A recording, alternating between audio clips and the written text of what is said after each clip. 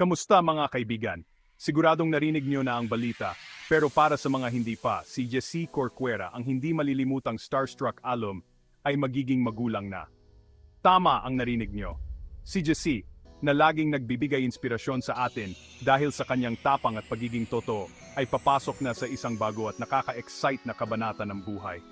Mula noong napanood natin siya sa show, si Jessie ay naging simbolo ng pag-asa at positibong pananaw para sa marami sa transgender community at higit pa. At ngayon, handa na siyang gampanan ang pinakakamanghamanghang papel, ang pagiging magulang. Ipadala natin ang lahat ng ating pagmahal at suporta kay Jessie at sa kanyang lumalaking pamilya. Tiyak na ang paglalakbay na ito ay puno ng saya, pagsubok at mga hindi malilimutang sandali. Excited na tayong makita ang magandang kwentong mabubuo. Maligayang bati Jessie, nandito kami para suportahan ka sa bawat hakbang. Huwag kalimutang i-like ang video, mag-iwan ng komento ng pagmamahal, at mag-subscribe para sa mas marami pang nakakaantig na updates. Hanggang sa muli, mga kaibigan.